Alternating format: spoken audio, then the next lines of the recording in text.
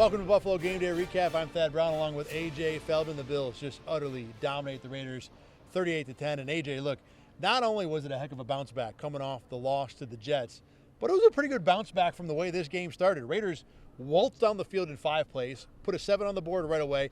The Bills go 3 and out, look meager, afraid, doing it.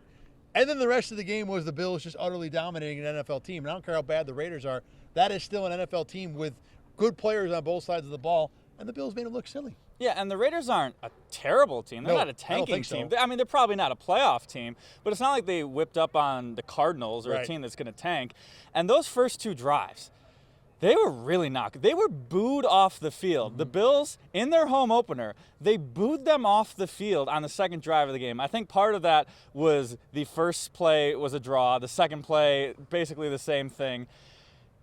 One of the gripes of the Week 1 performance was some of that play calling in the draw. So there was some carryover from that first week, of course. However, after that, just flipped the switch. Terrell Bernard, that interception, really changed the game. Mm-hmm. Greg Rousseau getting the tip. Ed Oliver, I believe, forcing pressure as well on Jimmy Garoppolo. Terrell Bernard makes the interception. From there, it's off to the races. Yeah, and I think the thing that really impressed most for me was how the offense top to bottom was fantastic. I mean, there was no one in that offensive room who did not play well. All 3 running backs. Sherfield, my guy. Yeah, he blocked probably really well. AJ had a little money on Trent Sherfield to score a touchdown. We might get into that bet later. The day that Trent Sherfield scores a touchdown, you'll know about it, because I will tell you a lot. But outside of Trent Sherfield, who just didn't play well because they didn't throw him the ball, all 3 running backs had big games. Josh Allen threw passes to 9 different receivers, 5 different guys scored. I mean, everybody on that offense played well. Not just okay, played well in this game. And there's so many different ways you can kind of follow off of that, but I think one of the things you want to point out specifically is the 3 different running backs and how the Bills used them in this game. Yeah, in Week 1, it was kind of just the James Cook show. Latavius Murray got a little run. Show being an exaggeration, but I know what you're saying. Latavius Murray got a little run. Damian Harris got a little run.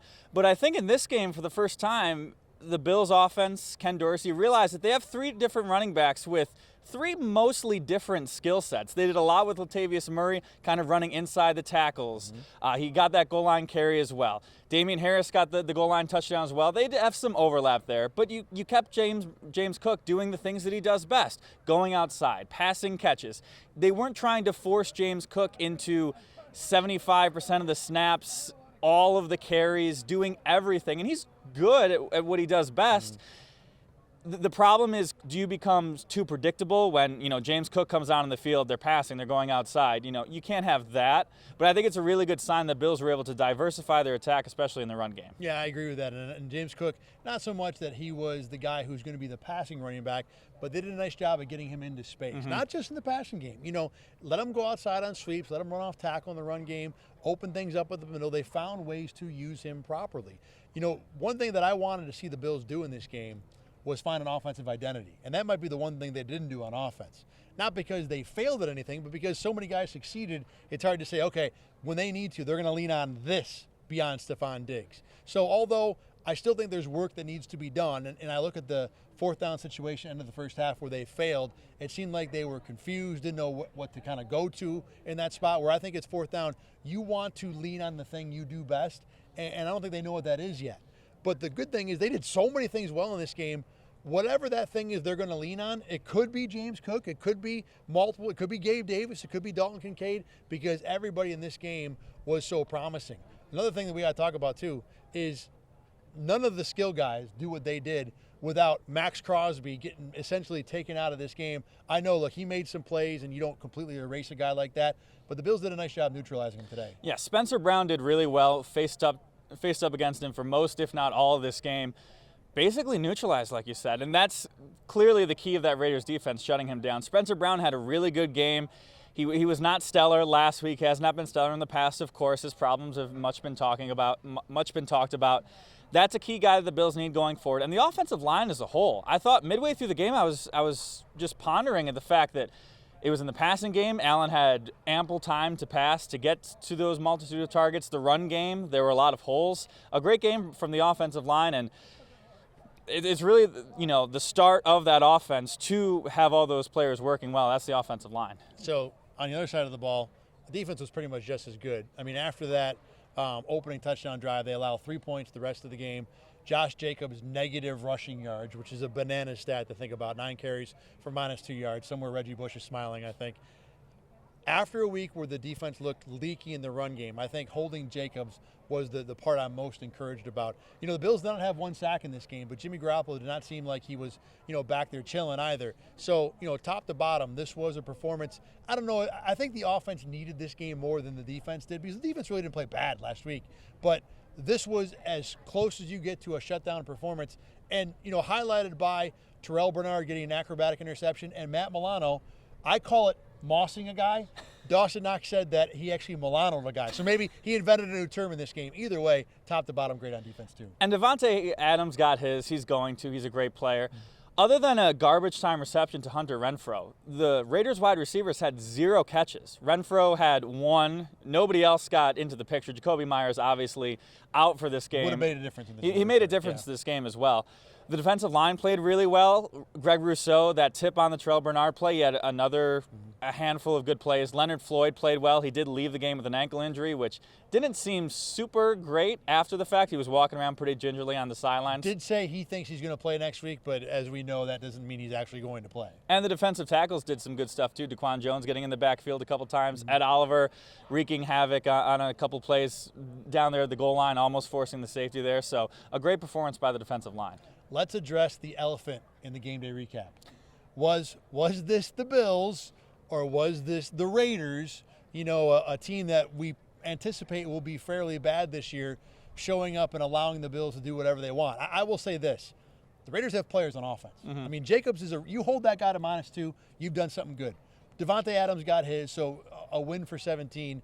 But beyond that, like you said, Jimmy Garoppolo, who's at least a competent NFL quarterback, didn't do anything more. So I think defensively, I take this as a real solid building block performance. On offense, yeah, they played great, but I think a lot of that was when you play the Raiders, you can get away with a lot too. And it's one thing to score, 24 points against a bad defense. It's another thing to do what the Bills did. It was march up and down the field after that first drive, effortlessly. They did get stopped at that 4th and goal conversion, or else it would have even been even more. So I think the fact that they didn't just, put up a decent performance against that offense, a great performance against any defense at all, is definitely something you can hang your hat on. This was thorough. This was every drive. This was play-by-play. This was converting 4th downs. Give Sean McDermott credit for being aggressive in a lot of different spots in this game. So, yeah, I agree. I mean, I think there needs to be a giant grain of salt because it's the Raiders. But, I think you alluded to it before. This isn't the Cardinals. This isn't a team that's tanking. There are some players. And the funny thing is, you look at the AFC, the Raiders might be bad. They're bad for the AFC in 2023, not necessarily, bad in general. All right, next up for the Bills, Washington Commanders. Likely to be a similar game to this one. They're probably going to be a heavy favorite.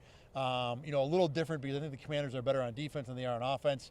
But in terms of, whether the Bills are for real, and it's way too early to get wrapped up in that question, I don't think we get an answer next week. And last week we were talking about how these 2 games before the Dolphins could have spelled some very serious trouble for them if they screwed up. Step 1, they succeeded here. They've got a game against Washington into that Miami game, which is going to be a huge showdown, of course, here at Highmark Stadium. So if you take care of business in Washington, now you're 2-1 going into that game against the Dolphins, which is maybe, you could have gone 3-0. You could have beaten the Jets, of course. They're going to be favored in all 3 of those games. But 2-1 in the NFL, they always say it's hard to win in the NFL, even though half of the teams do it every single time. Right. That's why I always gripe with that statement. But still, if they can go to 2-1 into that Dolphins game, who knows what their record is. But from where we were, 6 days ago, it's a much different conversation than we were having, and one that the Bills fans are much happier with. This looked like a get-right game. I think the Bills right now have gotten right. Obviously they got to keep it going next week, but exactly what the doctor ordered for the Bills here in week number 2. All right, thanks for watching and listening to Buffalo Game Day Recap. For AJ Feldman, I'm Thad Brown. We will do this every single week after every single Bills game. You can find it at RochesterFirst.com or wherever you get your podcasts. Thanks for watching and listening. We'll see you next week from Washington.